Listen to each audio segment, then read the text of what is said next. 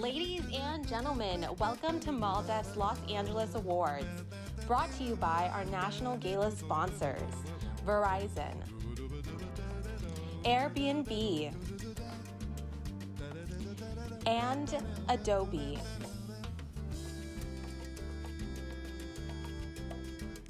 And our benefactors, the UPS Foundation, Vasquez and Company, LLP. Our patrons, Munger, Tolles, and Olson. California Community Foundation. Western Union. Morris Baller and Christine Regagliano. ABC News. Imprenta Communications Group. Atkinson, Andelson, Loya, Rude, and Romo. Our sponsors, Toyota. Asian Americans Advancing Justice, Los Angeles. Englander, Kenobi, and Allen. Our nonprofit friends, Los Defensores, Walker Advertising. California Community Foundation. Legal Aid Foundation of Los Angeles.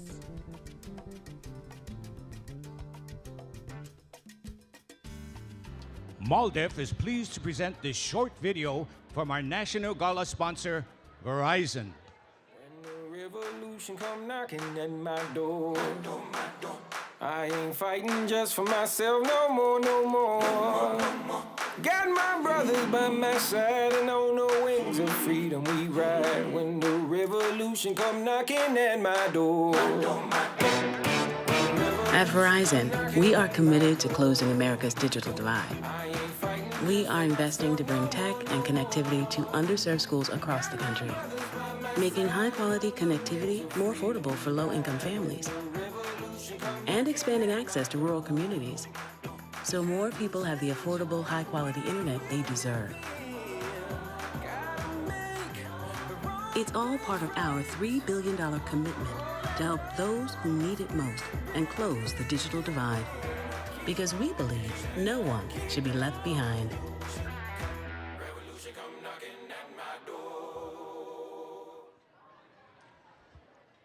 Damas y caballeros, please join me in welcoming Chief White House Correspondent from ABC News and our host for this evening, Cecilia Vega.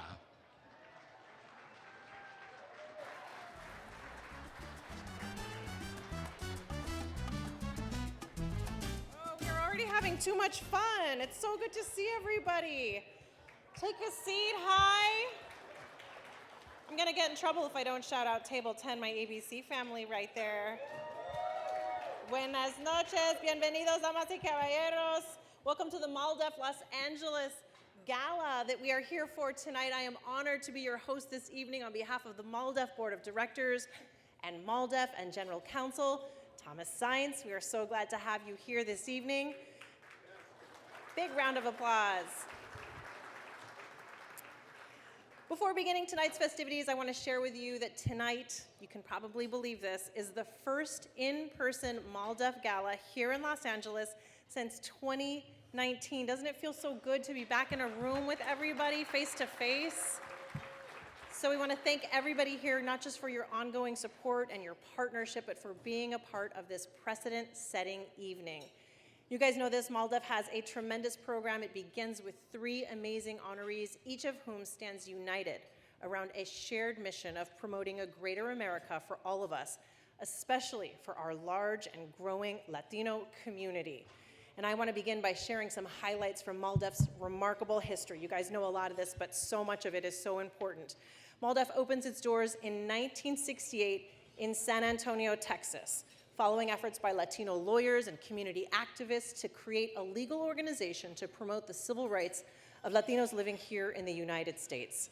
Today, MALDEF is known as the Latino legal voice for civil rights in this country.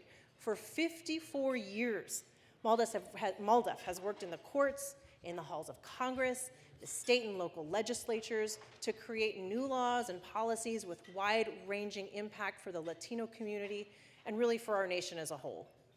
In the courts, in schools, boardrooms, council chambers, right up to the United States Supreme Court, MALDEF has earned a reputation as a champion of Latino civil rights.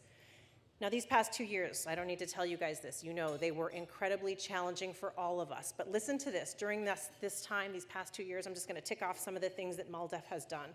They have challenged, on behalf of Latino voters, the Illinois legislature's use of population estimates to redistrict rather than decennial census data. MALDEF successfully challenged that as a violation of the 14th Amendment. MALDEF filed suit in Texas on behalf of Latino voters and Latino serving organizations to challenge that legislature's redistricting. It appealed the decision of a federal court in Texas that DACA is unlawful. It filed numerous class actions on behalf of work-authorized DACA recipients who have been denied employment at some of this country's largest corporations because simply they obtained work authorization through the DACA initiative. MALDEF settled national class action litigation against Motel 6 for its practice of reporting certain guests to ICE for immigration enforcement. And it successfully challenged the denial of federal COVID relief tax payments to mixed-status married couples with dependents who were in this country. That litigation is still ongoing because while Congress did make some changes to restore those rights of mixed-status families to COVID relief, they still left out thousands of families across the country who had a child whose age was 16 to 17 in those intervening 9 months between when that unlawful legislation was enacted and when it was repaired. So MALDEF's victories throughout these decades have, I think we can all agree in here, immeasurably benefited a Latino community that is working to secure the right to a meaningful vote, to equal educational opportunity, to a non-discriminatory workplace, and fairness and justice in every endeavor across the country. This includes MALDEF's, yes.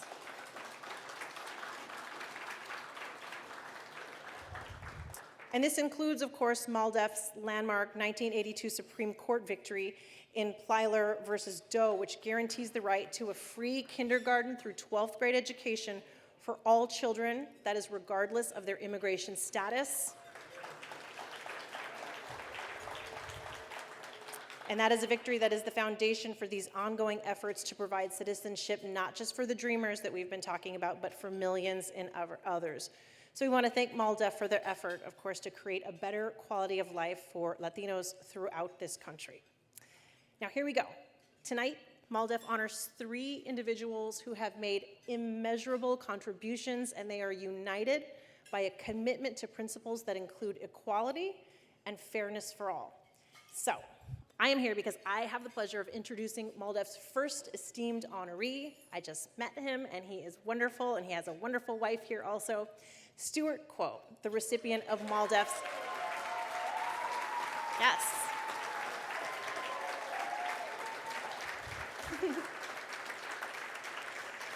He is the recipient of this year's MALDEF's Lifetime Achievement Excellent in Community Service Award, and when I tell you his story, you will understand why he is here tonight. He is the President Emeritus, founder, past president, and executive director of Asian Americans Advancing Justice Los Angeles. He is a nationally recognized leader and expert in race relations, Asian American studies, nonprofit organizations and philanthropies, civil rights, and legal services. In 1983, Stuart co-founded Advancing Justice LA. This is the nation's largest American legal and civil rights organization, and it serves more than 15,000 individuals and organizations every single year. Advancing Justice LA's mission to advocate for civil rights, provide legal services and education, and to really build coalitions to positively influence and impact Asian Americans, Native Hawaiians, Pacific Islanders, and to create a more equitable and a harmonious society. Good goals.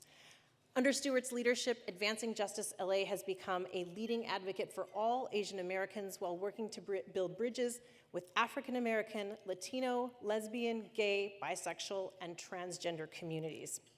Stuart founded, yes?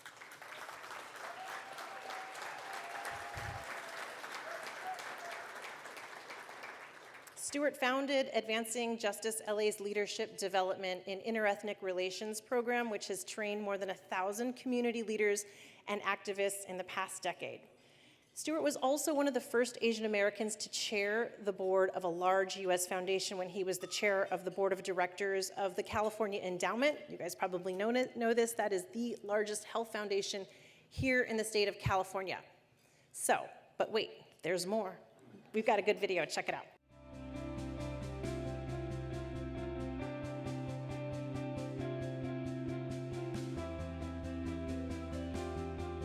There are a few individuals that are driven for this quest for social justice. Stewart has devoted his entire career from the beginning. He was a partner in crime when we were boycotting at the law school. He started advancing justice. He went to Greensboro, for litigating out there. And he's been steadfast his whole career and his whole life, his family, his dad, his mom. And it's not just Stewart. We're awarding and honoring Stewart, but it's his partner for life, Pad.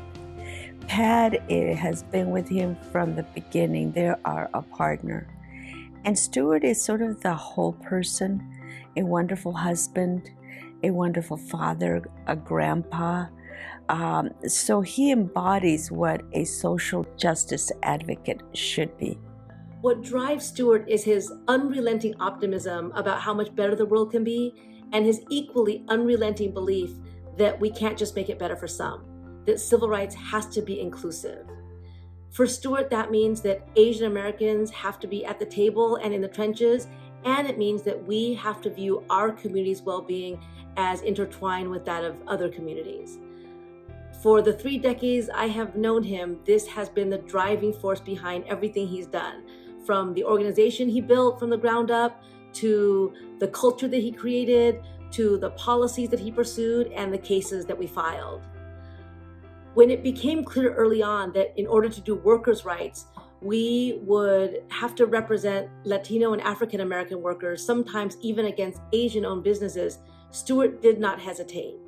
That means that we sometimes brought cases where we were building solidarity between Asian, Latino, and Black workers, and sometimes we were representing only Latino workers. It was about justice, it was about ending exploitation, and on those things, Stewart does not compromise.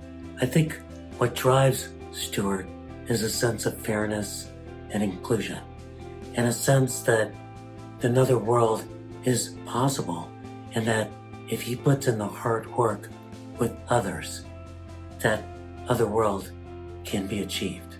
I think what's amazing about Stewart is his humility, his level of achievement. Heck, he's got a Genius Award, is there, but he's always a person who's listening to others, who has the ability to make you feel like you're the smartest person in the room, when clearly he might be the smartest person in the room. That combination of vision, of intellect, and humility, it's rare, it's needed now more than ever. Stewart embodies that kind of leadership. I think Stewart was way ahead of his time as a legacy. His legacy will be unity, equity, racial equality, at a time of enormous divisiveness in our country. And so when you see what happened, for example, during the Trump years in the Trump White House, all of that divisiveness, the white supremacy, the structural racism, the police brutality and law enforcement killings, Stewart represents the antidote to all of that. And he's done that for a very long time, and that will be his legacy, is bridge building across division to create what Dr. Martin Luther King called the beloved community. Stewart amazes me. I'm actually in a leadership group with him, and we tease him, but in our meeting, he always has read the most impactful article, or he sees trends before they happen. And the fact that he takes that time to just be reflective and to learn, to be a lifelong learner. I think that's a phrase that's thrown around, but I really see that in Stuart. You know, his curiosity, his studying of things, his challenging of the status quo, his questioning of things, and then also really sharing that knowledge with the next generation. You know, he and Pat have developed this curriculum of Asian American history for students. And so I think that duality of being curious but also sharing that learning with next generations really sets Stuart apart. Well, my first impression of Stuart was that he really cared about other people and that he took the time to listen to what were the problems in the community. But one of his most important characters is to use logic and to be able to connect then the conditions to what can be strategies for social change that bring people together and then deal with the systemic issues. Not just dealing with the immediate, but how do we change this and have a vision long-term of creating new models of equity, new models that build leadership in our communities and that will be long-lasting. Stuart is driven by a very powerful and deep and authentic sense of purpose. He knows we're on this planet for a very short period of time and you better make the most use of it. And he seems convinced that he's gonna, however time he spends on this planet, he's gonna leave this place a little bit better than when he found it. And you can see that in his work day in and day out. And so he's just a very strong sense of meaning and purpose, and that's what I admire greatly about him.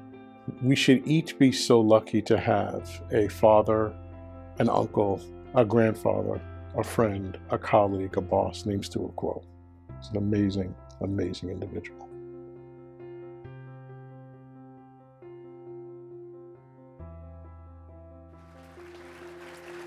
Ladies and gentlemen, please give a warm welcome to Stuart Quo.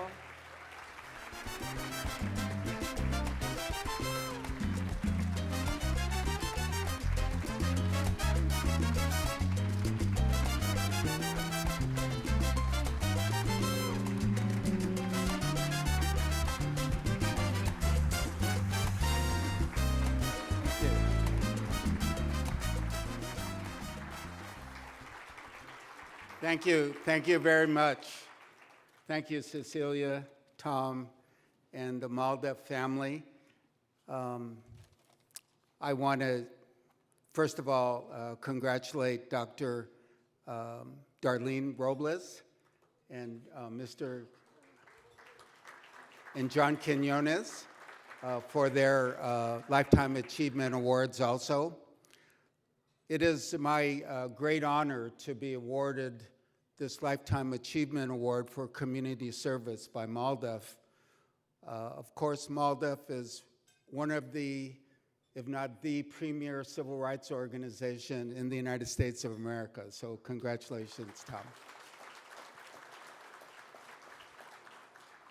It has been a true pleasure working with Tom Sines, the brilliant MALDEF president, and their wonderful, wonderful staff. And before him, with President, my dear friend, Antonio Hernandez.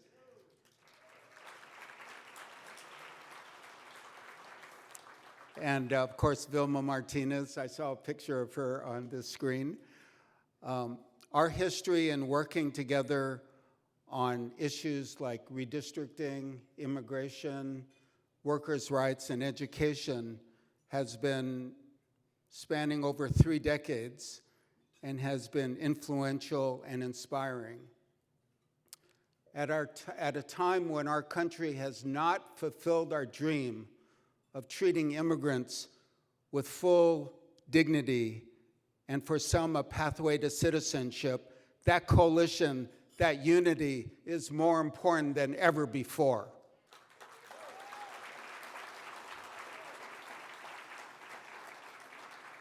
When Latinx, yes, at a time when Latinx, Asians, and Black Americans have fueled the growth in our country, and while some conservatives have redistricted our communities for less districts and less influence, that coalition is more crucial than ever before.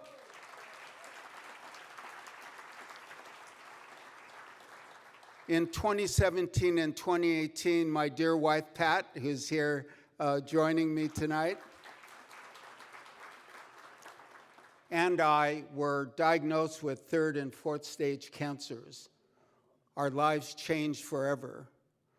Connie Chung-Jo very ably took over for me as president of Advancing Justice. Thank you, Connie, for your wonderful work. And of course, the Advancing Justice team. After chemotherapy, Pat and I felt a little better. And with the huge increase in anti-Asian violence, we saw education as a long-term measure to reduce hatred. So we started the Asian American Education Project based on a book I co-wrote entitled Untold Civil Rights Stories in 2006, and the 2020 PBS documentary on Asian Americans, where we led the curriculum development. I am pleased to report to you that we surpassed our goal of training 500 teachers and have trained over 1,100 teachers of all backgrounds, Black, Latinx, Asians, whites, all around the country with our curriculum. Our curriculum is now being used in at least 10 states around the United States. Districts like Los Angeles have asked us to prepare semester-long courses on our community. And now we have 53 lesson plans, including how Filipino and Mexican-American farm workers united together in the 1965 Delano grape strike. And over 5 years, they won. And they created the powerful United Farm Workers of the United States for the health and workers' rights of all farm workers. Yes, joining together has and will always make us stronger, and that is needed more than ever before in the United States of America, our country. Thank you very much, MALDEF.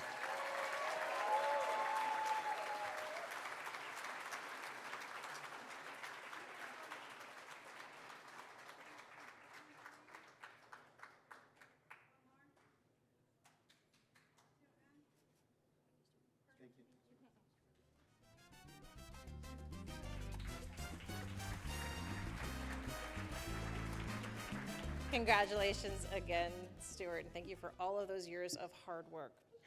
I want to bring now to the stage Western Regional Counsel, Ernest Herrera.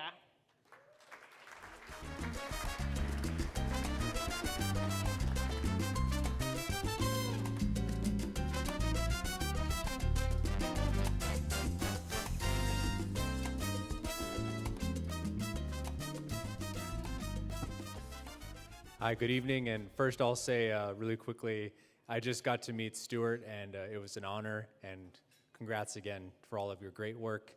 And I know when I do my work at MALDEF, I stand not just on the shoulders of people, the great attorneys and workers at MALDEF, but also on your shoulders, so thank you. I want to begin by thanking you all for being here with us tonight and for your generous support in our important mission.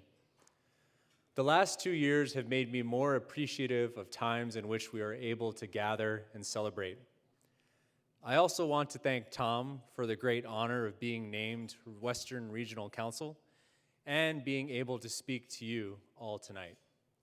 I also quickly thank you to all of our great service workers who are making this food and dinner tonight an event possible. I have learned a great deal from Tom during my 8.5 years as a MALDEF staff attorney. I began in San Antonio and now have been here in Los Angeles for the last 2 years. I look forward to applying those lessons in leadership to my work with my colleagues in the Western Regional Office. Like many of you here tonight also have experienced during the pandemic, the staff of the Western Region in Los Angeles and Sacramento adapted to working remotely, continued the collaborative style of legal and policy work that makes MALDEF office's team so special, and of course, figured out how to use Zoom. These adjustments did not slow our civil rights litigation and advocacy. In fact, MALDEF, including Western Region staff, fought to ensure that mixed immigration status families, many Latino, receive the same assistance that the federal government gave others when a law left out such families. Over the last 2 years, MALDEF has worked to ensure that corporations do not discriminate against recipients of DACA who are qualified for jobs commensurate with their skills and education. MALDEF has also taken to court financial institutions for lending practices that discriminate against DACA recipients. In the Western region, MALDEF has also gone to court over the last 2 years for Latino workers who have faced discrimination by employers, immigration advocacy organizations who faced lingering effects of the Trump administration's lawless imposition of harmful immigration policies, immigrants who have been detained without probable cause in Las Vegas due to the abuse of immigration detainers, and enforcing a desegregation consent decree that ensures Latino students receive the education guaranteed to them. In the area of voting rights, MALDEF has continued to expand Latinos' ability to elect candidates of their choice in local jurisdictions in California through the California Voting Rights Act. In the realm of redistricting, which is very relevant right now as it's wrapping up, MALDEF has worked with community partners, state and local officials to ensure that Latinos receive representation that reflects their immense growth, not only in population, but in voting strength. When cooperation and policy advocacy have not worked, MALDEF is always ready to protect Latinos' voting rights in court, as the Western region has done by suing officials in Washington state for their dilutive legislative redistricting plan for Yakima area Latinos. None of this work would happen without the excellent staff of the Western region who work so hard. I would like to thank our staff. Please stand when I call your name. Maria Jose Corona, and remain standing so you can get that applause. Brian Vega, who could not be here with us tonight, and Susana Contreras, who also could not be here with us tonight. And then a few others. Also, Andres, please stand up. Can you go? Andres Holguin Flores, Dalen Thrift Viveros, Juan Rodriguez, and Luis Lozada.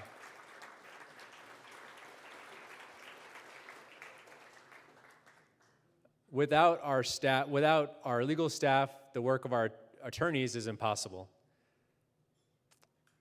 And of course, our wonderful attorneys, as I just recognized. I also want to thank the excellent guidance and support of our National Senior Counsel based in Sacramento, Leticia Saucedo, who cannot be here with us tonight.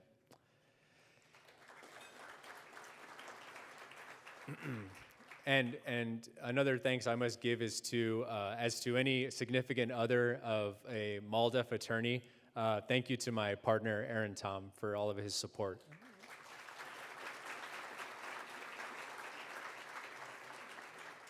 It cannot be denied that those who the country recognized as essential workers during the pandemic, from nurses and medical workers to farm workers and meat packers, are disproportionately Latino. After the 2020 census data became public, Latino population growth across the country could not be denied. Yet, in the West, as in much of the country, Latinos faced old and new forms of discrimination. With your support, we will continue to fight to ensure that such discrimination does not harm or impair Latinos' contributions, achievements, liberties, or security. Thank you. All right, friends, it is with great pleasure right now that I get to introduce MALDEF's second honoree this evening, and she is Dr. Darlene Robles, and she has been sitting with me all night. I cannot wait for you to hear her story. She's the recipient this year of MALDEF's Lifetime Achievement in Excellence in Community Service Award, and let me tell you why. Darlene is a professor of clinical education at the USC Rossier School of Education. In addition to teaching in the school's doctoral and master's programs, she's been very busy. She is responsible for the development of a new online master's degree program in school leadership. She is an expert in the areas of urban education, program development, and school leadership. In June 2002, Darlene was appointed to LA County Superintendent of Schools, and she led the nation's largest regional education service agency that's serving 93 school districts and 55 joint power agencies. Listen to this, that educates 1.7 million students from pre-K through community college. That's until she retired in August 2010, so deserved. She was the first woman and Latina to serve in the post. As superintendent, Darlene focused on at-risk and special needs students in schools run by the Office of Education and directed services to cash-strapped districts, particularly those districts with low-performing schools. Darlene also led a reorganization of the office's highly lauded Head Start preschool program. Prior to this position, Darlene served as superintendent of schools for Salt Lake City School District, where she was successful in closing that achievement gap and significantly reducing that dropout rate, as she then went on to do as superintendent of schools for the Montebello Unified School District. In October 2009 and 2011, Darlene was named one of the nation's top 100 most influential Hispanic Americans by Hispanic Business Magazine. And in March 2010, she was a Woman of the Year recipient by the LA County Commission for Women. She is beyond committed to public service and serves on many local and national boards. And as I said it with Stuart, I will say it with Darlene, but wait, there's more. Watch this video.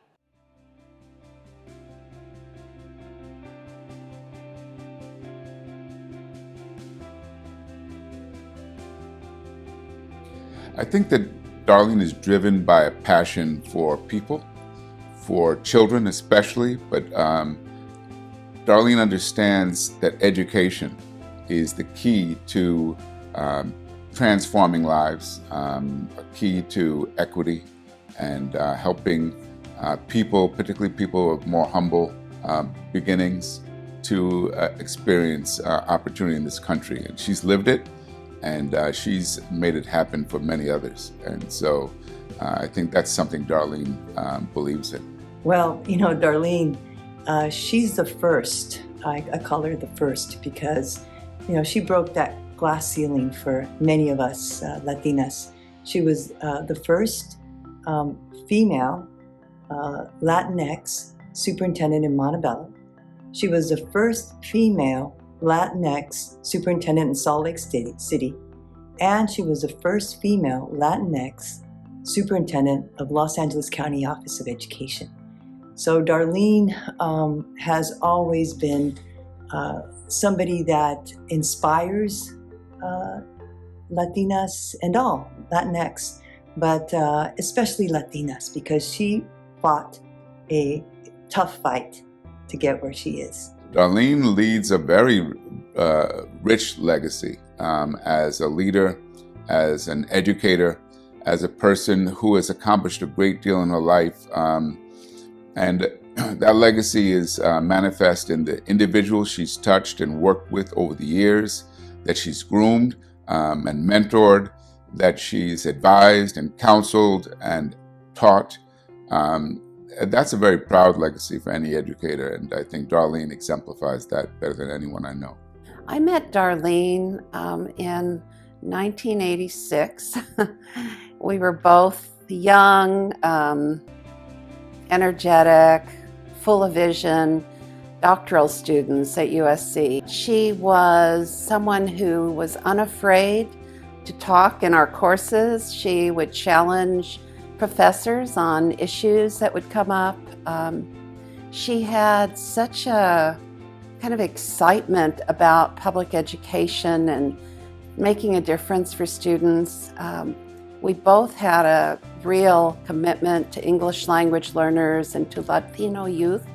And so that came up very early in my relationship with Darlene. We both shared a passion, and I've just always admired her tenacity about doing what was right for all children, but with a particular heart and commitment for Latino youth. You're struck when you meet Darlene by her warm personality, by her genuine sense of who she is, but also by her strength.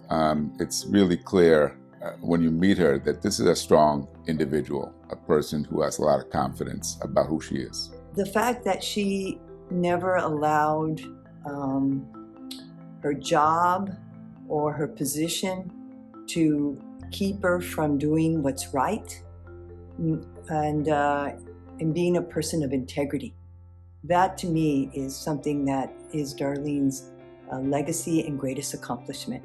I mean, I could say, she was on the White House Hispanic Commission for Excellence, Educational Excellence. I could say she was a superintendent 3 times over. But to me, her integrity and her passion for students in the community, she always used to tell me, don't forget, kids come first. But it's that passion to ensure that students that look like us have an opportunity to fulfill their dreams, to become whatever they want, to be successful. That really motivates and empowers Darlene. And I don't know, she is the most fearless, courageous woman I know.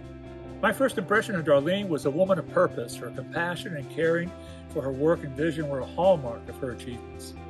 She's really driven by her desire to improve the academic achievement of students, especially those that have not been well served by our educational system. She has been a strong collaborator, working with others to improve the lives of students, families, and communities. In fact, her teaching at USC has taken her on a new journey to help develop future educational leaders with admirable virtues and values. She is truly a mentor to our future. I think she's most proud, though, of having saved Montebello Unified School District as the new superintendent in 1994. As a graduate of Montebello High School, I was most grateful.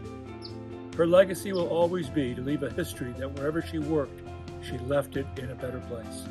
And so you have, Darlene. Thank you.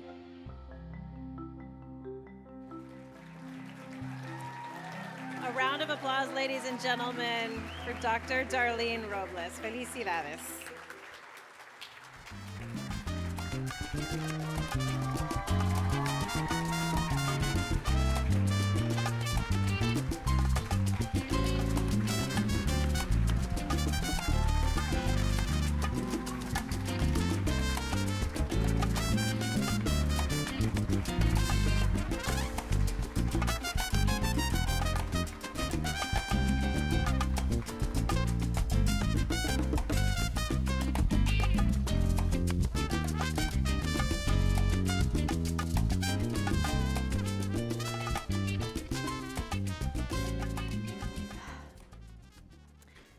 I want to thank Tom Sines and the entire MALDEF community for this amazing recognition.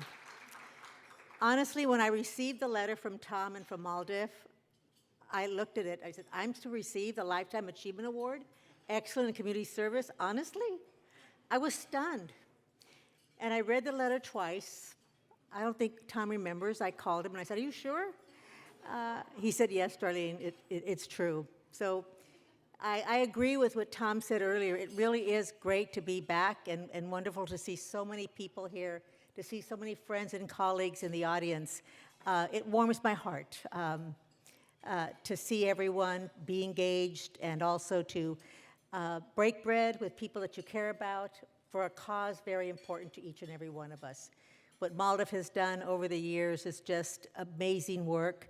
And it's carried on from Antonia to Vilma and others to Tom and to all the new people, the Western Regional MALDEF Council. I think it's absolutely amazing that the work continues because there's still a lot of work to do.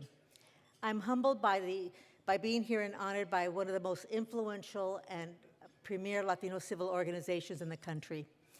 I don't think we spend time enough to really count the blessings that we have because of MALDEF. And I hope that all of us spend time today remembering the things that Tom said earlier and others of what MALDEF has done for our community. And so I want to just give a big, again, applause and thank you to MALDEF.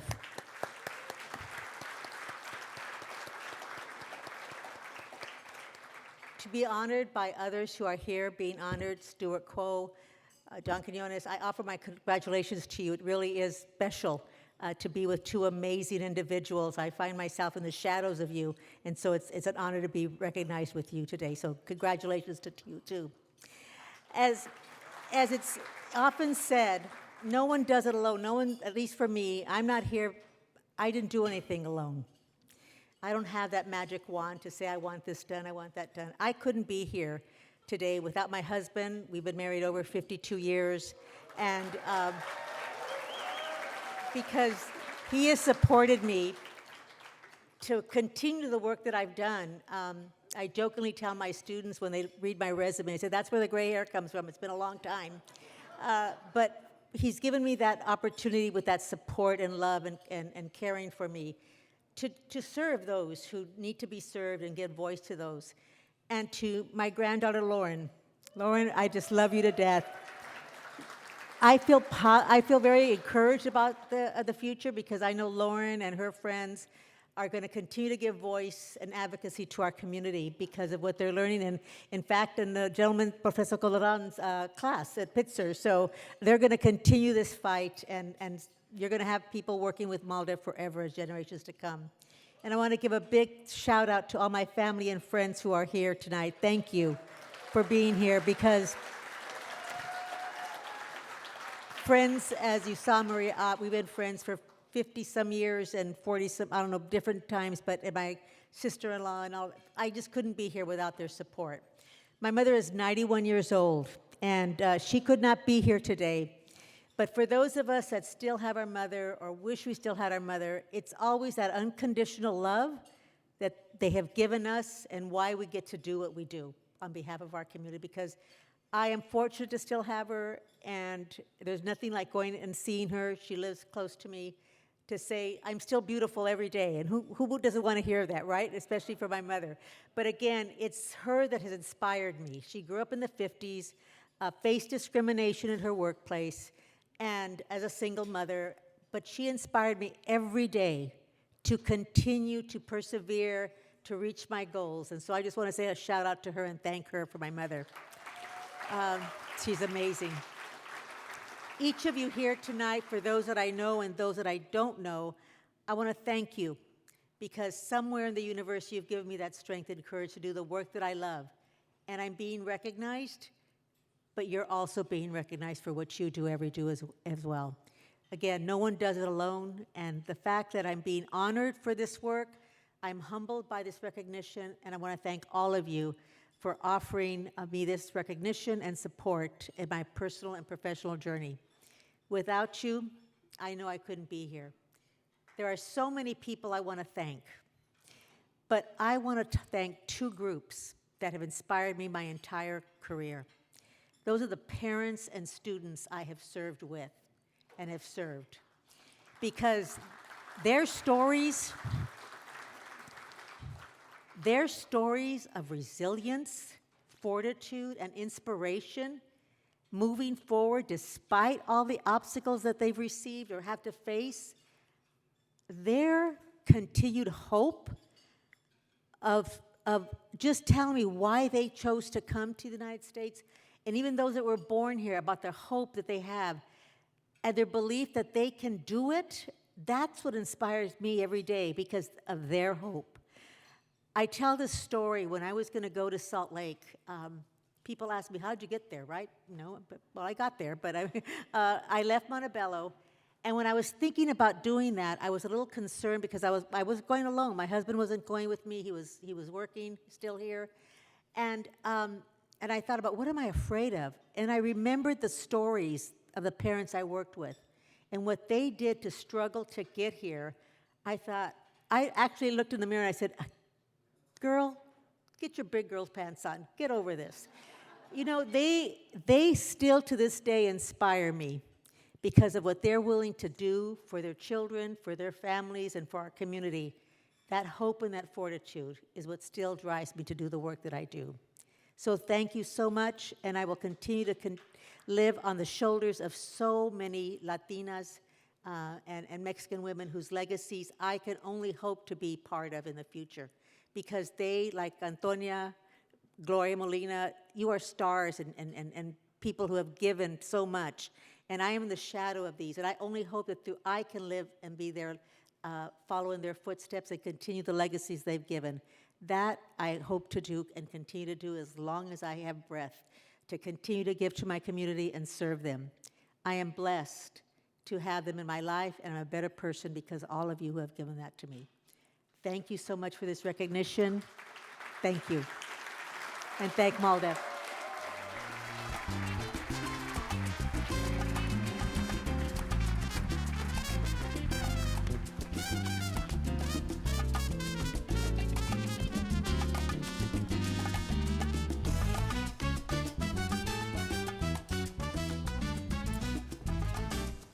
Right. Congratulations again, Darlene. That is so well deserved. We're going to move on now to MALDEF's final award tonight, and it goes to my friend and colleague who is toasting me, John Quinones. Of course, everybody knows John Quinones.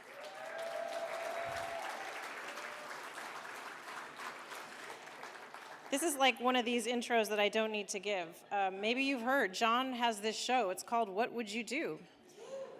It's one of the and I say this, try going in public and walking down the street with John. You will get accosted by every human on the planet. Everybody watches this show, of course, because it is one of the highest rated news magazine franchises of recent years. So during his 35-year tenure, I think it's closer to 40, right? Yeah, 40. Year tenure at ABC News, John has reported extensively for all programs and platforms, and he has served as anchor of Primetime. So while John was covering this Chilean miners disaster, you probably remember that back in 2010, he was the first journalist out of thousands to get an exclusive interview with the first survivor, and he spoke about that horrendous ordeal. September 1999, John anchors a critically acclaimed ABC News special entitled Latin Beat, and that focused on the wave of Latin talent that swept the nation, the impact of the recent population explosion, and how it will affect the nation as a whole. I should say how it did affect the nation as a whole. John was honored with a Gabriel Award for his poignant report that followed a young man to Colombia as he made an emotional journey to reunite with his birth mother after 2 decades. And there are so many other stories that John has covered, originating from Central America. They include political and economic turmoil in Argentina and civil war in El Salvador. During the 80s, John spent nearly a decade in Nicaragua, El Salvador, Guatemala, Honduras, Panama, reporting for World News Tonight. A lifetime, this is a lifetime of never taking no for an answer. It took John from a migrant farm work, childhood, and poverty to more than 30 years, 40 years at ABC News, earning him seven, this is incredible, 7 National Emmy Awards. Where do you put these? For his Primetime Live, Burning Questions, and 2020 work all along the way. He broke through so many barriers. He has won the highest accolades, and he has become a role model for so many. So now, I've been reading from a teleprompter. Si me permiten, I want to go off script for a second here. I'm not going to embarrass you. So, table 10, don't get too rowdy, ABC. They all know this. Nobody at ABC calls John Quinones. John is the OG. In fact, there's an entire text chain of which John is a part of, some of you are part of it, that is called Respect the OG. So I'm not going to make you feel old here. I grew up watching John. And to this day, I still don't think of John as like the what would you do guy. I think of John as the war guy. John is like, and he posted a picture on Instagram recently, go to his Instagram page.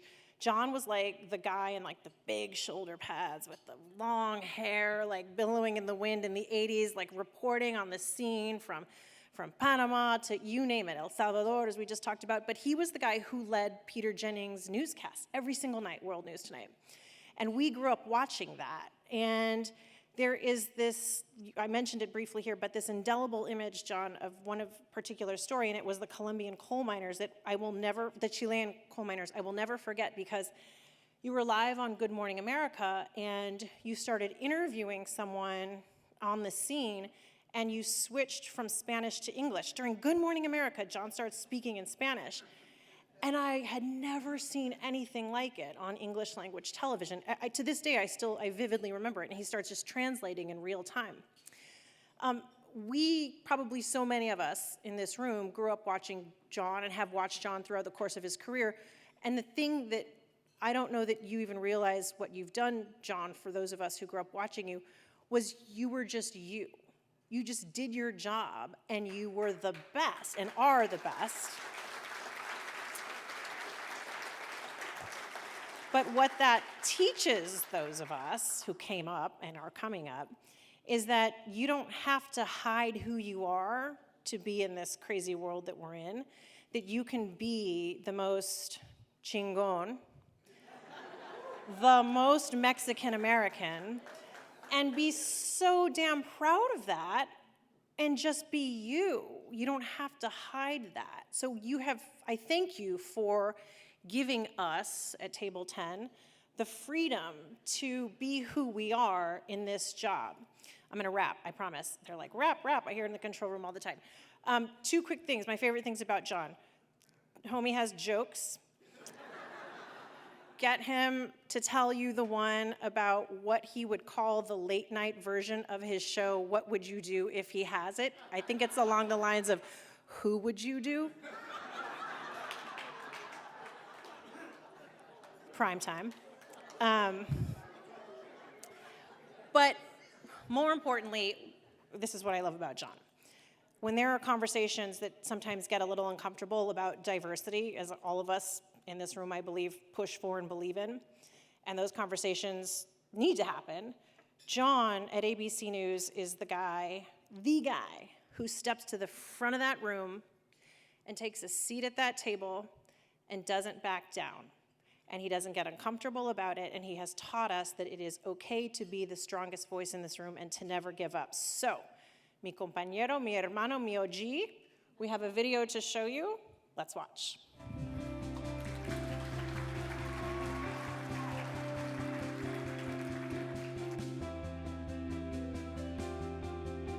You know, I can't help but think that a lot of the motivation for John is having grown up the way that he grew up. He didn't have a lot. I mean, he's one of these kids who started off in elementary school not knowing a word of English. You know, that was a huge challenge to overcome at a really early age.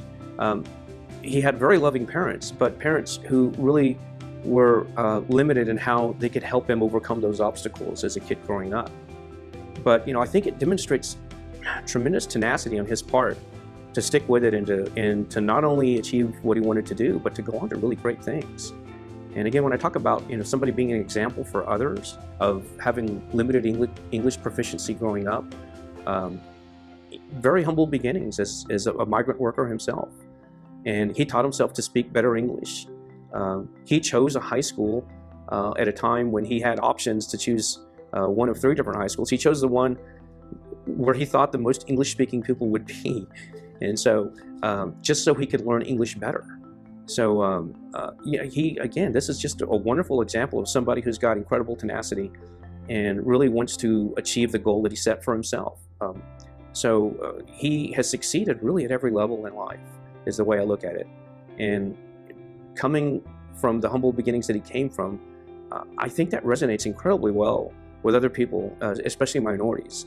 And so I'm really grateful that he has that, and that I think the more people that see the person that he's become and where he came from, I think the better it is for, you know, any individual, not just those that are people of color.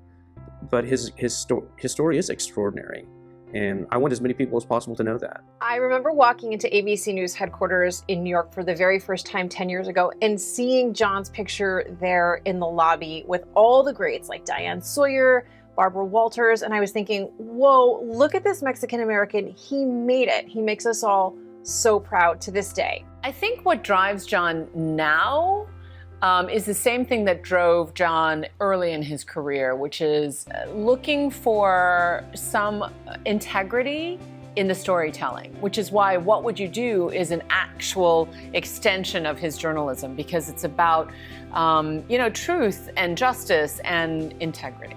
One of the things I'm most proud of about John is he is authentically himself. He's proud of his heritage. He wears it as a badge of honor. And I think in this age where we're re-examining what inclusion and diversity looks like, John Quinones has been about that long before it was fashionable, long before people would discuss it openly. He's a man who honors his family, his heritage every single day with how he lives his life, how he conducts himself professionally.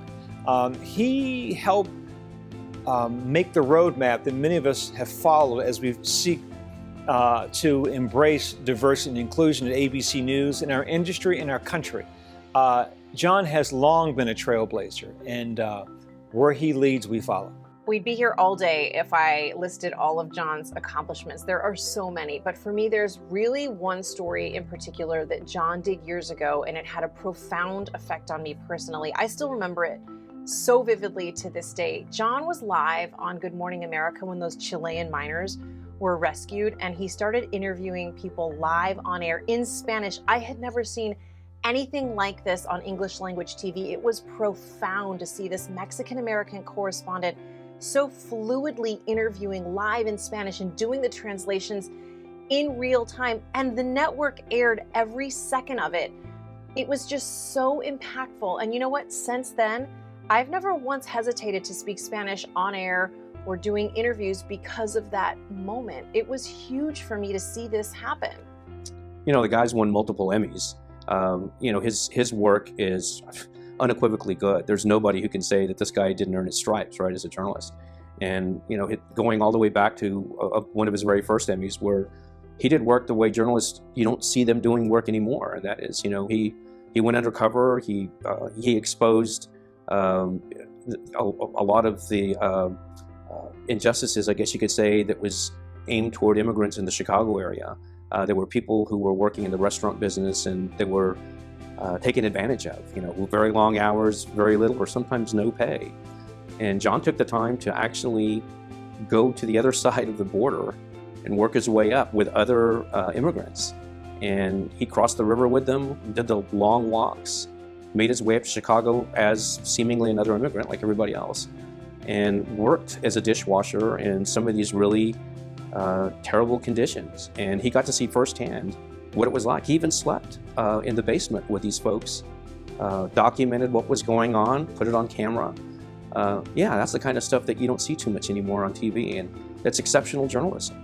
I'm most proud of the John Quinones that I've gotten to see and to know behind the scenes at ABC News, especially for the Latinos here. He is our leader, he is our jefe. In fact, it's really strange for me to even be calling him John right now. I don't think I've ever used his name before at ABC. We call him our OG. He's our veteran. He is someone who's willing to put himself out there to help others. He does not shy away from calling him like he sees him. He is fighting to make sure that Latinos in news are represented every day. I think John's legacy on ABC News is extensive. I think, for one, he is an example that hard work works. That he's been in this business for a long time, not just because he is talented, he's certainly that, because he puts the time in. He treats people with respect and dignity. He doesn't ask anyone to do anything he wouldn't do. There are a lot of people who in our business who make their bones under studio lights. That's not how John Q did it. He did it the old-fashioned way. He made his bones covering every kind of difficult and dangerous story on planet Earth. I also think he leaves a legacy of there is room at the table for everybody. Every segment of our community should be represented, should be allowed to bring their authentic voice to their work. John Quinones has always done that. When John does a story, you don't even have to hear it. You can just, when the images come of how the story is told, you know who it is. And then when you hear that great baritone voice, you know, that's John Quinones. He is a force of nature, and I'm blessed to call him my friend. One of the things I've learned from John, I think, is to be your authentic self. Whoever God made you to be the best version of that, because certainly that's what John Quinones has always been. He has always been the best version of what God made him to be and what his parents raised him to be.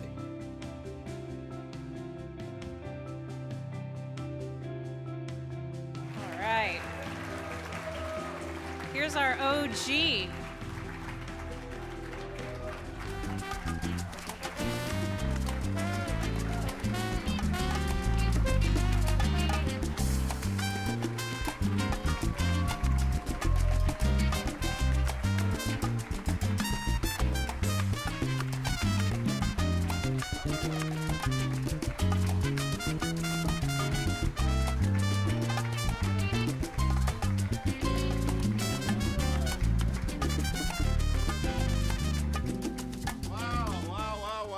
Thank you. Jesus, I thought they were talking about someone else.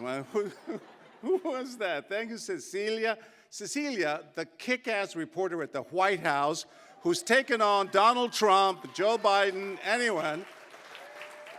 She just came back just days ago from Brussels and Poland when she was covering Joe Biden. So thank you for coming and making time for us. What an honor, I tell you. I also want to thank everyone here from ABC News at the ABC News table, yeah? Thank you guys for supporting and contributing the great MALDEF cause, starting with our president, Kim Godwin, and of course, a big thanks to my ABC colleagues who are all there at that table, who traveled across the country tonight. Jose Aldino, who's here, Galen Gordon, Jim Avila, Robert Zepeda, a producer at ABC, who's just in Poland and Ukraine 2 weeks ago. Thank you, Robert. Thank you. And Monica Escobedo is here with us tonight, too. So thank you. And of course, a big thanks to my family for putting up with all the madness, all these crazy times throughout my career. Always cheering me on, my biggest fans, even when I had to miss all those holidays and all those birthdays and anniversaries. My two sons, Julian and Nico, couldn't make it tonight. They're in Miami and New York. But my two favorite women in the world are here. My beautiful wife, Deanna, is here. And my gorgeous daughter, Andrea. Say hi, Andrea. You guys make me very, very proud. I'm incredibly humbled and honored to receive this award. It means more than you can even ever imagine. Because you see, MALDEF and I go back a very long time. In fact, from the very beginning, we were both born in the same city, in San Antonio, Texas. And back then, whenever the Quiñones family had any kind of legal issues, and trust me, we had more than a few of them, my mother Maria would say, pues, ándale, vamos a hablar con los abogados ahí en MALDEF. Let's go talk to those MALDEF lawyers, because they always had our backs. And even better, it was always pro bono, And back then, if you had told little Juanito Quiñones that someday he would be receiving a Lifetime Achievement Award from this fabulous organization, he would have thought you were nuts. Because you see, I was the kid who was never expected to amount to much. Born and raised on the west side of San Antonio, in a barrio that was so poor and barren that they called it El Ghost Town. My father was a janitor. My mom was a maid who cleaned houses on the rich part of town, Alamo Heights. They were hardworking, they were proud, they were God-fearing, but they didn't speak a word of English. This, despite the fact that the Quiñones family has been in Texas for 7 generations. But in San Antonio, you didn't have to learn English, right? I mean, the corner store where we bought our groceries was in Spanish, the church was in Spanish, the music that we danced to and listened to was in Español. Puro Español en el barrio. So me and my sisters, my father had to drop out of the 3rd grade to pick cotton. And my mother also dropped out of the 4th grade because she had to support her family, help support them. So me and my sisters, Irma and Rosa Maria, we didn't learn English until we entered the 1st grade. This is before bilingual education. And we didn't go to preschool or kindergarten because we couldn't afford it. We went straight to the 1st grade. And there's little Juanito Quiñones. I'll never forget that first day in school at Carvajal Elementary. And I'm sitting there sort of twiddling my thumbs because the teacher didn't speak Spanish and I didn't speak English. And at 10 in the morning on that first day of school, the school bell rings and it's recess time. So where do all the kids go? To the playground, right? Where does little Juanito Quiñones go? I walked home. I lived 2 blocks from the school. And I remember going in through the front gate and going to the door, my dear mother Maria, going, Juanito, ¿qué pasó? And I told her, se acabó, it's over, Ma. I like school, 2 hours and you're done. This is going to work out very nicely. She literally grabbed me by the ear and dragged me back to Mrs. Gregory's class because she knew the value of an education, not ever having gotten one herself. I tried to do everything I could to help my family. My dad made $50 a week.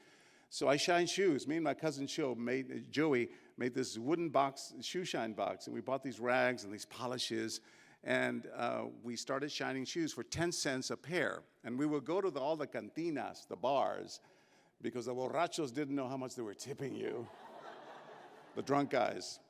And we made a killing. Until one night we're coming home and we were jumped by a gang. It was a tough neighborhood. El Ghost Town, remember?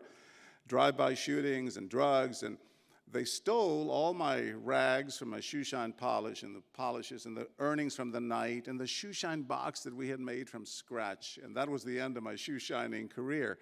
And then when I was 13, my father was laid off. He was the janitor at the high school that I went to. And he was laid off from work. And we did what a lot of Latino families back then had to do. You know, my two sisters, my family, my mom and dad, we joined a caravan of migrant farm workers. We got in the back of these trucks with strangers, and we journeyed 1,700 miles from San Antonio to Northport, Michigan, the cherry capital of the world, where we picked cherries for 75 cents a bucket.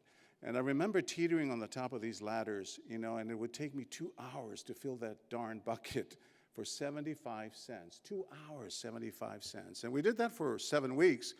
And then we did what all migrant farm workers do. We followed the crops, right? And we went down to Ohio, to Toledo, Ohio, a little town called Swanton, Ohio, where we picked tomatoes for 35 cents a bushel. And man, I was a champion tomato picker. With these hands, I did 100 bushels a day. Well, back then, that was $35, right? And my father would do 130 bushels, and my sisters contributed, and my mother contributed, and we learned the value of a family in tough times, pulling ourselves up by our bootstraps, right? But I'll never forget being on my knees on the cold, hard ground at 6 in the morning, looking at a row of tomato plants that for a young 13-year-old boy's eyes seemed to go on for miles and miles. That's what I had to look forward to that day. And my father, Bruno, looking down and saying, Juanito, do you want to do this kind of work for the rest of your life? Or do you want to get a college education someday? It was a no-brainer. I knew I didn't want to do that kind of back-breaking work, but no one believed in me. When I came back to San Antonio and I would ask my teachers and my counselors, how do I prepare for the SATs? How do I take the ACTs? How do I take advanced placement classes in math, biology, and English? Do you know what my own teachers would say to me? They would look at me and they would say, John, it's wonderful that you have this dream of someday being a television reporter. Because I wanted to be a reporter since I was 13. I used to watch Geraldo Rivera on 2020. And he was cool with the mustache, long hair, blue jeans. And I wanted to be just like Geraldo. I later met him. He's only half Hispanic. He's not even cabron. He's a Jewish Puerto Rican. No offense, Jose, but Jewish Puerto Rican. But I wanted to be like Geraldo. And my own teachers would look at me and say, it's great that you have this dream of someday being a TV reporter, but we think you should try wood shop or metal shop or auto mechanics. Not that there's anything wrong with those great trades. A lot of people make a good, hard living doing that kind of work, right? But I wanted to be a television reporter, and my own teachers and my own counselors would do what people do on that TV show, What Would You Do? Every Friday night. They judged me by the color of my skin and the accent in my voice and the fact that no one in my family had ever gone to college. But thank God for my mother, Maria. She was the one who kept inspiring and motivating and pushing me. And she would say, mijo, my son, mijo, don't be embarrassed about having to wear the same clothes to school every other day. At least we wash those clothes, right? They're clean. She would say, mijo, don't be embarrassed about having to take bean and tortilla tacos for lunch when all the other kids are taking their fancy bologna and white bread. Now we know that beans and tortillas have more protein, right? Whole Foods can't keep enough in stock. You know? We got the best laugh on that one. But she would say, mijo, it doesn't matter. Don't be embarrassed. What matters is what's in here, in your cabeza, in your brain, and what's in here, in your corazón. You know, the great African-American poet Maya Angelou once wrote that we all marvel at the beauty of a butterfly, right? We look at a butterfly and we just marvel at the gorgeous colors and the wingspan. But seldom do we consider all the changes that that butterfly has to go through to attain that beauty. And man, I'm no butterfly, but I've been through so many changes. And I always kept pushing and believing in the dream. I was born to tell stories, and I'm still doing it. I'm not done yet, by the way, despite a Lifetime Achievement Award. I've got a lot more cuentos in my little notebook that I want to tell. Hell, just a few days ago, I was on a Black Hawk helicopter shooting an immigration story in southern Arizona.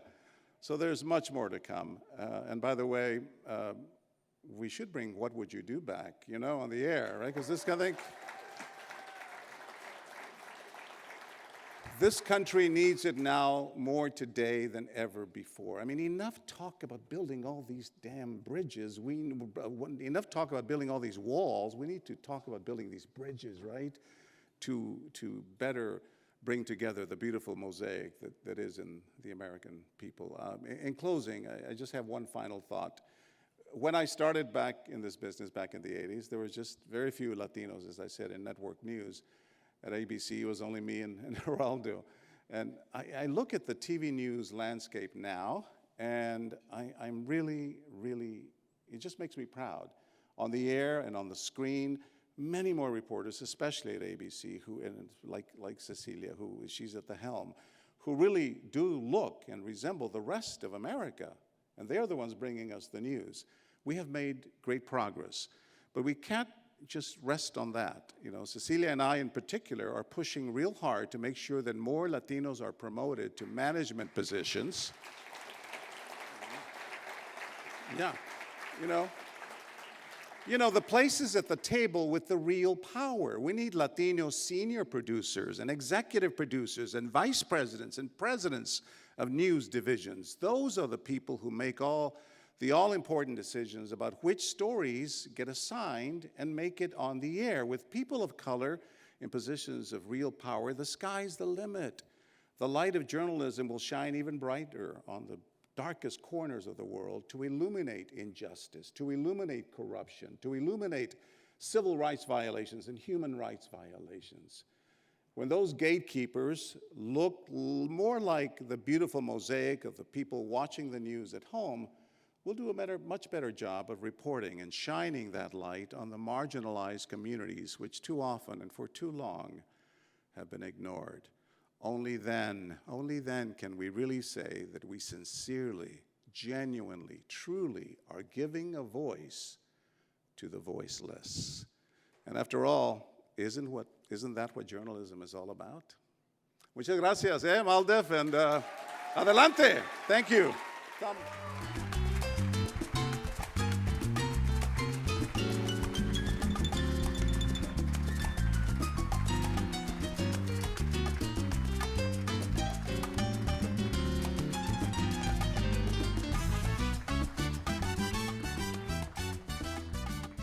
Why we love him, right?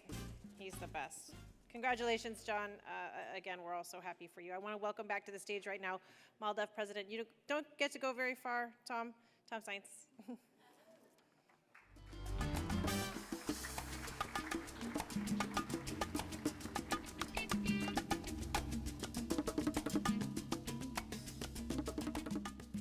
Wow. What a terrific evening. What a way to come back after 2 years. Thank you all for being with us. Thank you all for contributing to MALDEF's ongoing mission. As always, I want to begin by thanking those who are responsible for the terrific evening that we all have enjoyed. I start, of course, with our incomparable MC, Cecilia Vega, who has led us through this evening with such great grace and insight and personal input that I can think of no one better, even Jorge Ramos, to be our MC. I also, of course, want to thank the MALDEF board. We do have some of our board here, current board members, former board members, members of our subsidiary board, the MALDEF Property Management Corporation, and I want to ask each of them to please stand and thank them for their ongoing support of MALDEF.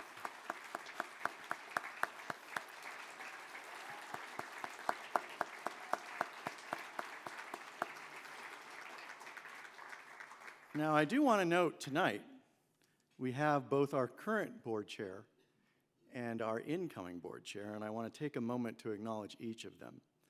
So first I want to recognize Marcus Allen, who is our board chair for the last almost 2 years. That means he took office as board chair in April of 2020. You all now know what that means, that his entire 2-year tenure as chair has not involved any in-person meetings, has involved a limited number of these galas. We were successful in having our galas in Chicago, San Antonio, and Washington, D.C. toward the end of last year, and of course tonight.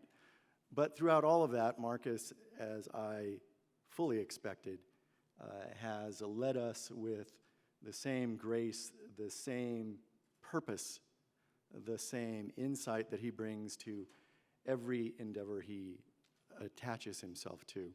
I first became acquainted with Marcus during my service in the mayor's office here under Mayor Antonio Villaraigosa, and I immediately knew that the one person on the staff who knew how to get things done in City Hall was Marcus Allen.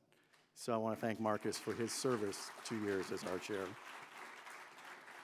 I'll note that Marcus, as you might have surmised from where we first met, began his tenure on MALDEF's board as a Los Angeles area board member. He has now relocated to North Carolina, which has made it easy for us to choose his successor among the ranks of our Los Angeles board members. So assuming that the board, as it traditionally does, accepts the recommendations of the Governance and Nominations Committee, our next board chair beginning in May is also here tonight, Irma Rodriguez Moisa, and I want to recognize her in anticipation of her leadership as well.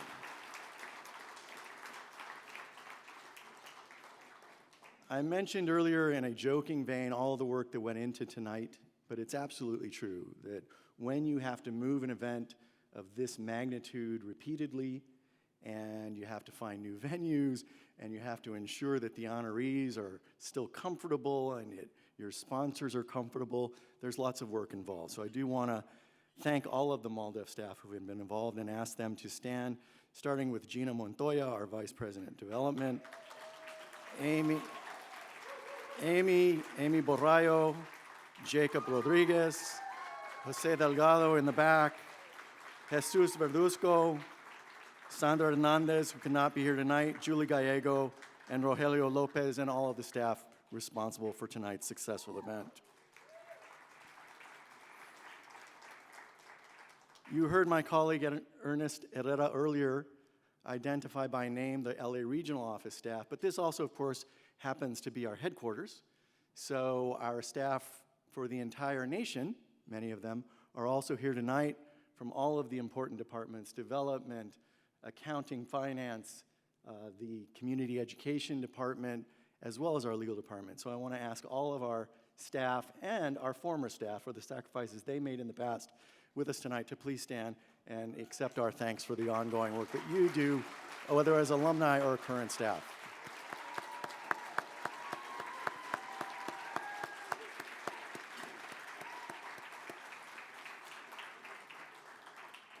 Now, in a moment, I'll talk about how much has changed since we last met in person in November 2019. But one thing has changed is that in November 2019, I had just passed 10 years as President and General Counsel of MALDEF. Now, 2 years later, I'm at 12 and a half years. Not even close to the person who wouldn't stand up when I asked former staff to stand up, but who you all know is here. Not even close to our record-breaking former President and General Counsel who served in this, I can now say from deep experience, difficult position for 18, 19 years, and that's Antonia Hernandez. Antonia, thank you for all you do to support the ongoing mission of MALDEF.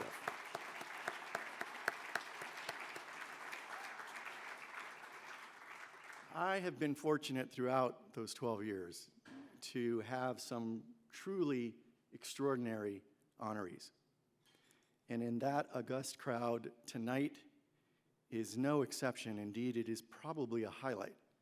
The three honorees that we've had tonight, with their remarks, with their history, with their experience, have blessed us all.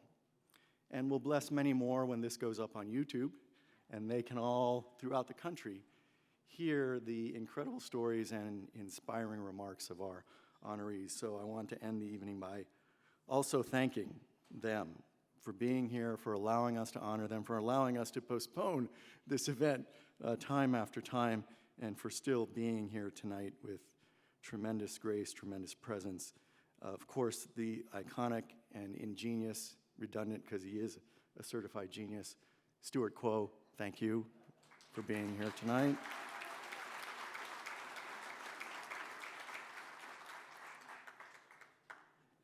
The intrepid and pioneering Darlene Robles, whom I got to know through my own great honor of serving on the LA County Board of Education throughout her tenure as County Superintendent of Schools. Thank you, Darlene, for all that you do. And what can I say about our final honoree, the incomparable John Quinones?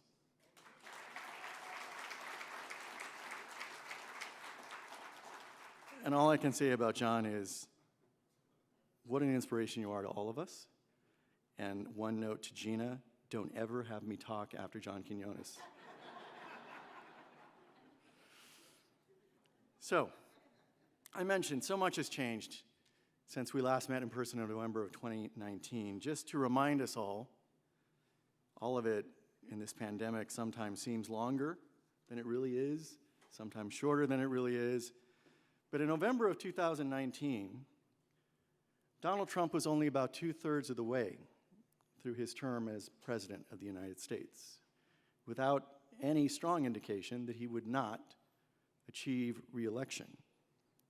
So we met with the shadow, the threat of the continuation for another 4 years of what was almost certainly the most anti-Latino presidential administration in the history of the United States.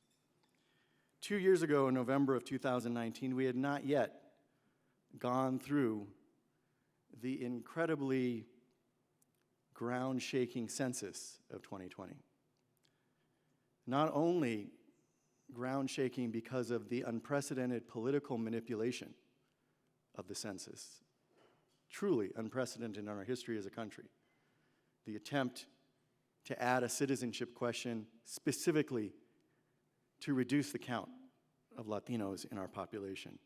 The attempt after that was defeated in court to have the Census Bureau acquire administrative records to determine the citizenship with the sole purpose of using those numbers to enable those who would restrict our rights in the Latino community to greater representation in the redistricting process, to permit those who would seek to limit us to use a database of voters instead of total population to draw districts. Followed then by a further attempt in the middle of 2020 to obtain the number of undocumented immigrants in each of our states in order to subtract those numbers from every state's total from the census used to redistribute the 435 seats in the United States House of Representatives. When we last met in November 2019, we had not yet gone through that incredible census. A census that, despite that manipulation, as you all know, indicated that Latinos accounted for 51% of the total population growth of the entire United States. Now, that's a population that is 19% of our country, but responsible for 51% of the growth over a decade. And even more recently, we have learned that that 51% was achieved despite the fact that Latinos, according to the Census Bureau itself, showed one of the highest undercounts of any community in our nation. Of course, since November 2019, we've also had tremendous achievements. When we last met, California still did not have a United States Senator. And today, of course, with Alex Padilla, we have our Latino Senator in California. When we last met in November 2019, we had not yet seen the defeat of Donald Trump in his re-election bid.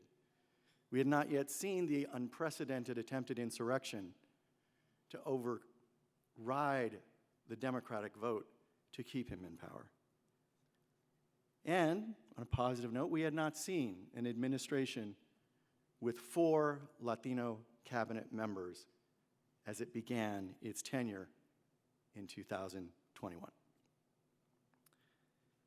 Despite that end to the most anti-Latino presidential administration in our history, and there is no question that we were all able to breathe more easily in the aftermath of that election outcome, in the aftermath of the defeat of the attempted insurrection on January 6th. Despite the fact we were all able to breathe more easily, the end of the Trump administration has not brought us to the promised land. It has not even brought us out of the desert in the Latino community. Yes, even more recently, of course, we celebrate the first appointment of a Latina woman to the California Supreme Court.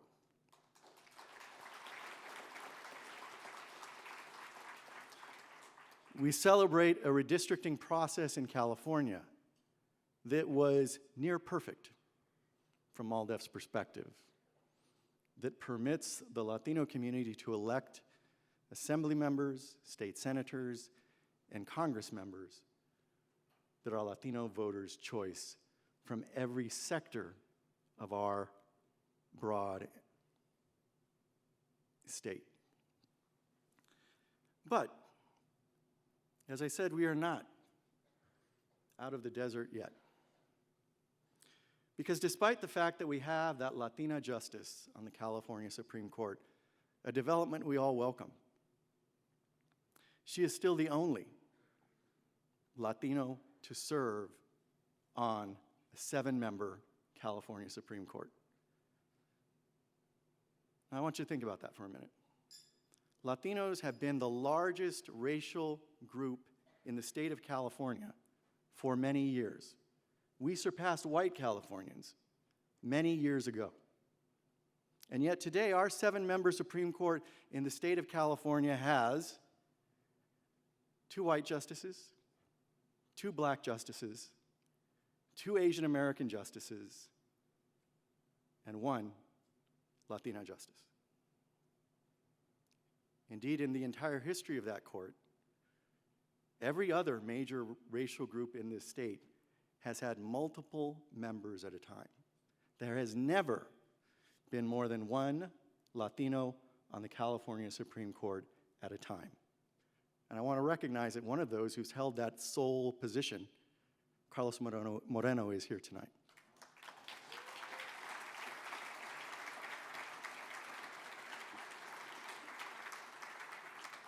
But we need to ask, how can it be that this progressive island of California that we live in has that history, that leadership in its judicial system?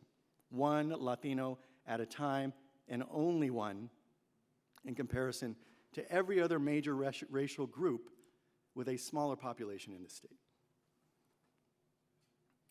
We certainly welcome, and recently MALDEF endorsed the confirmation of Judge Ketanji Brown Jackson to the United States Supreme Court.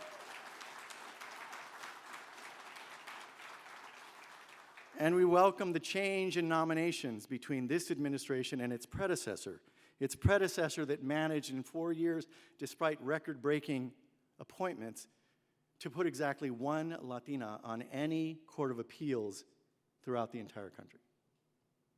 We welcome the increased diversity, not just of race, gender, but professional background throughout the country. We welcome the nomination of 2 former MALDEF staff attorneys to United States district courts here and in New Mexico.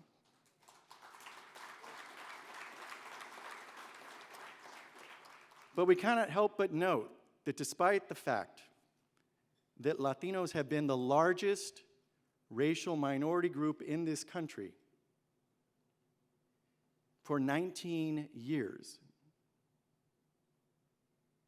we cannot help but note that our nominations pale in comparison to other groups.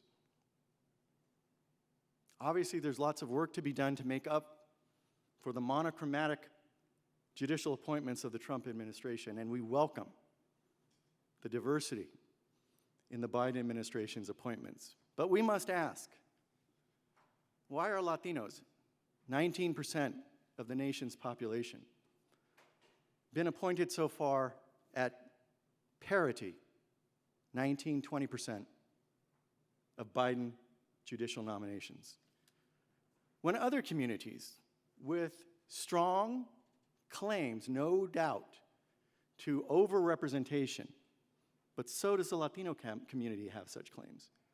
Why have Black nominations been at 2+ times their proportion of the national population? Why have Asian American appointments been at 3 to 4 times their population percentage? Why have Native American nominations under this administration been at 4 to 5 times their proportion of the national population?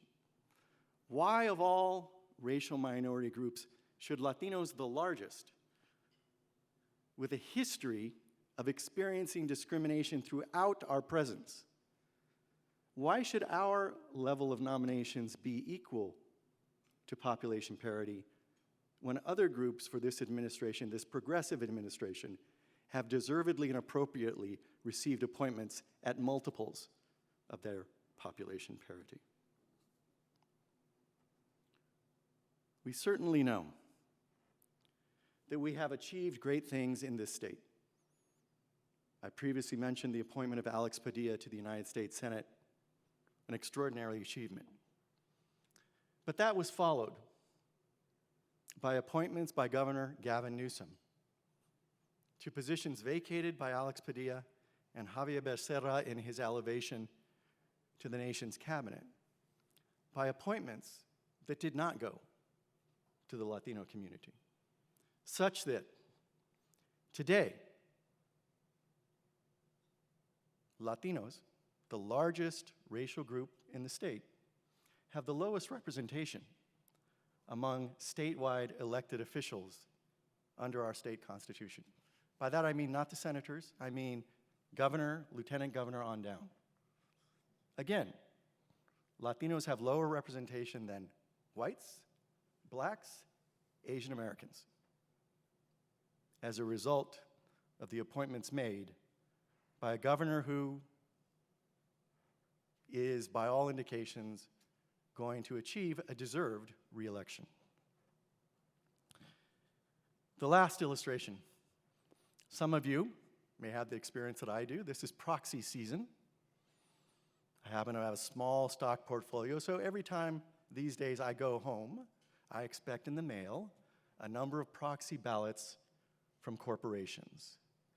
First thing I do is rip them open and see who's on their list of board of directors. My experience matches those of any of you who open those proxies. Far too few of these corporations have any Latino or Latina representation on their board of directors.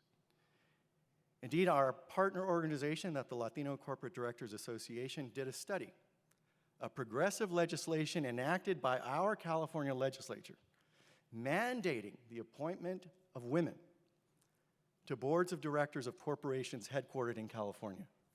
What they found was that that legislation had resulted in increased appointments of women to these boards. But the lowest, fourth, behind white women, Black women, Asian American women, in appointments as a result of that legislation were Latino women to California corporations' boards of directors. You see why I conclude we are not out of the desert yet. Despite our escape, at least for now, from the hatred, the civil rights disrespect and depredations of Donald Trump, we are not, in our community, out of the desert yet. Why? Has the focus been decidedly away from our community when our community has suffered the most under this pandemic.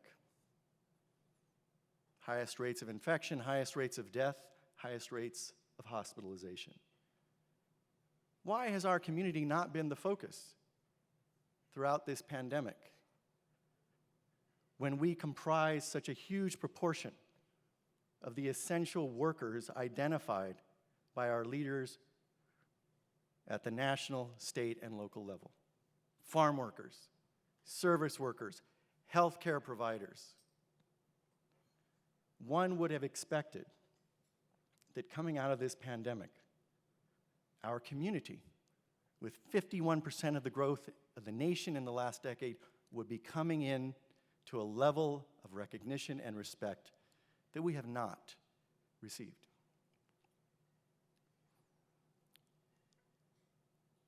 I have a theory that I will share with you briefly.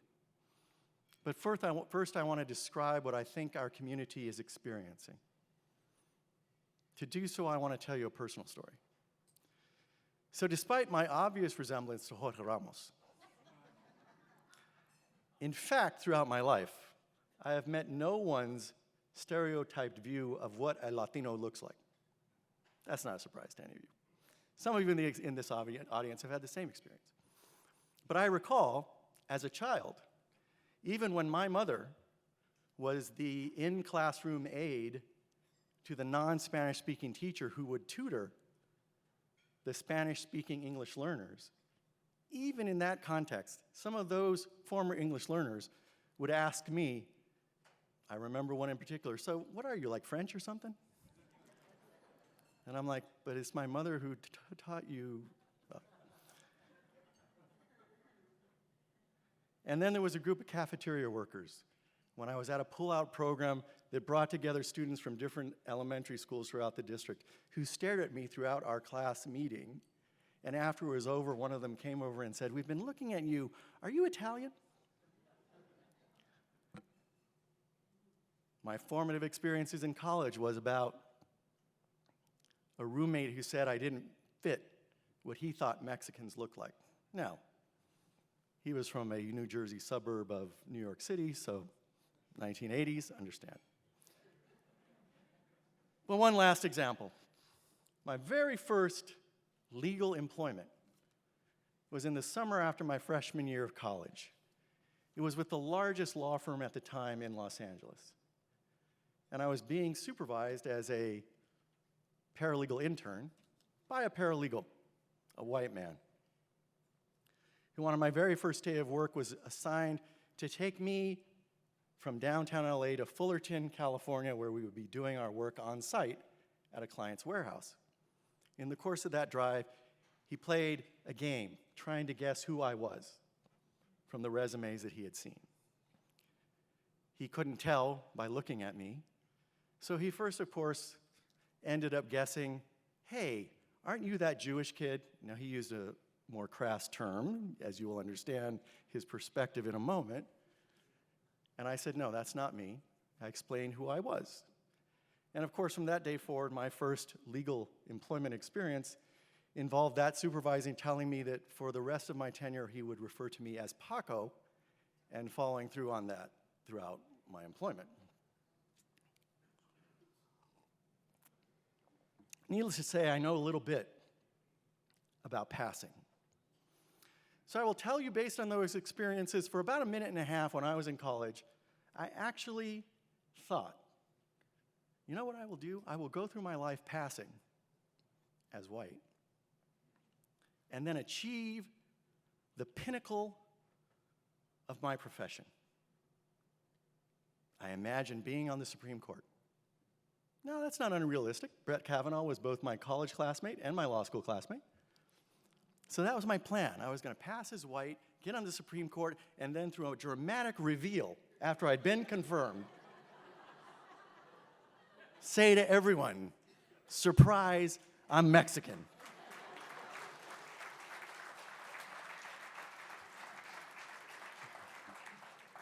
Now, of course, I rejected that plan that I considered for about a minute and a half.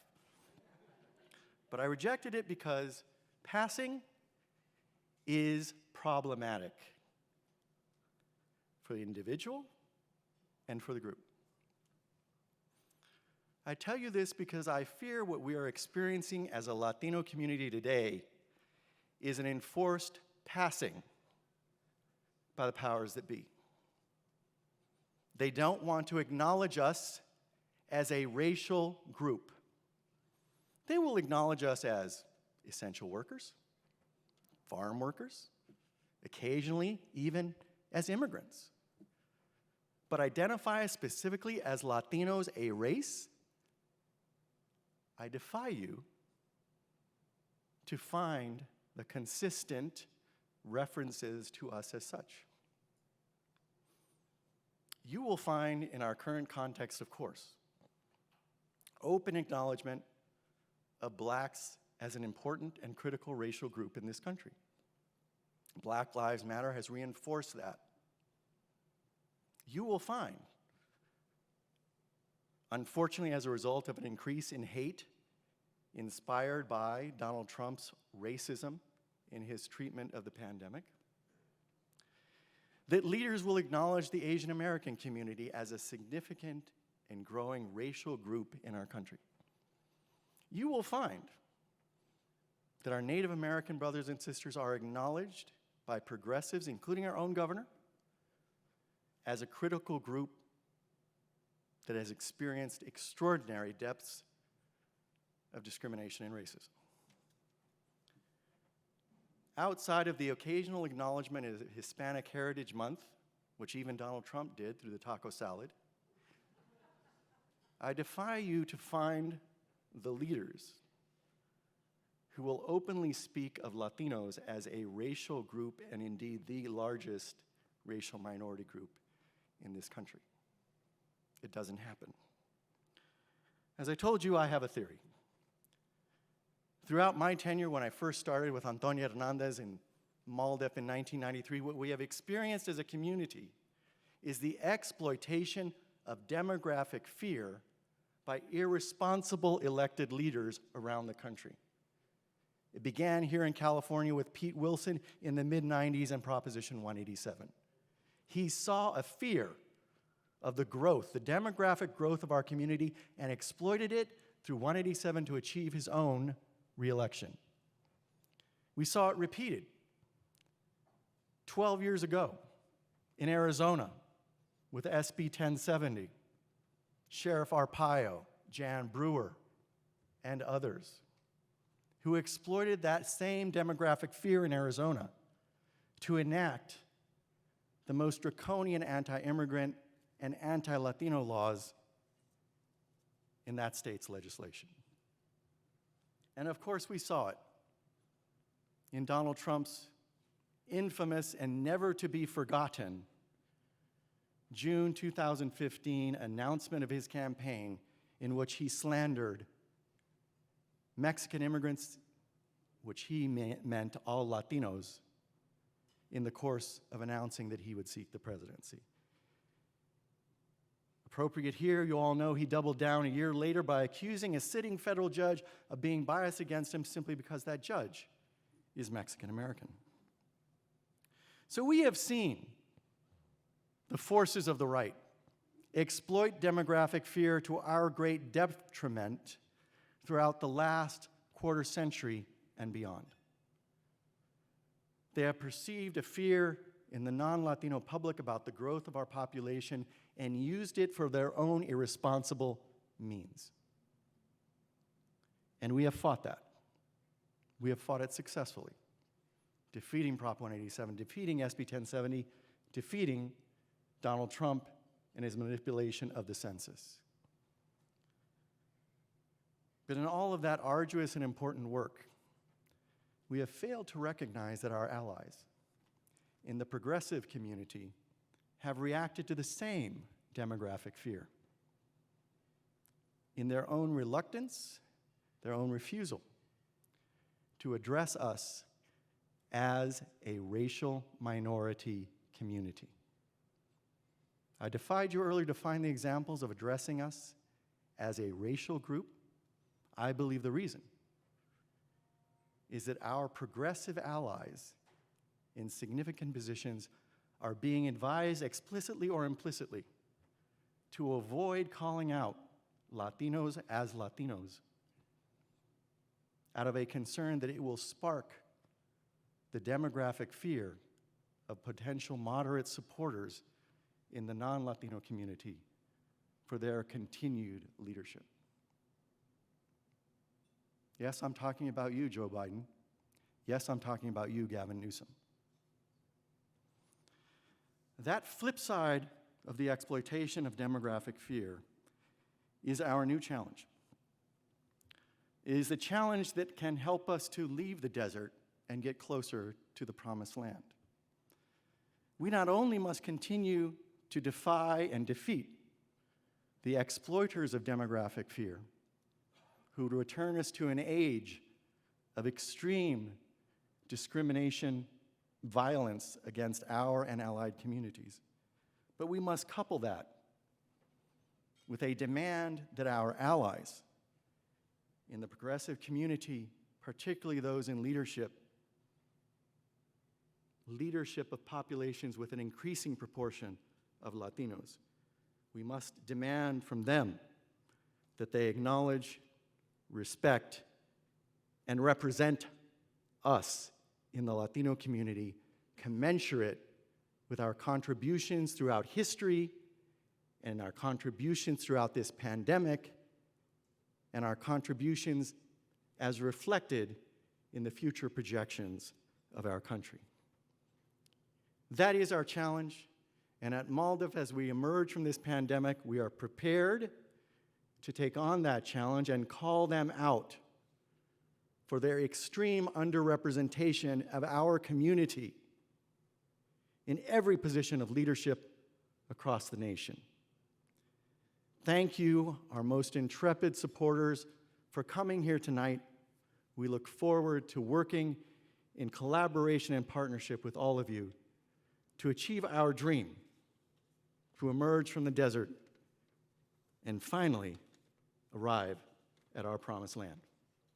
Good night, and thank you all.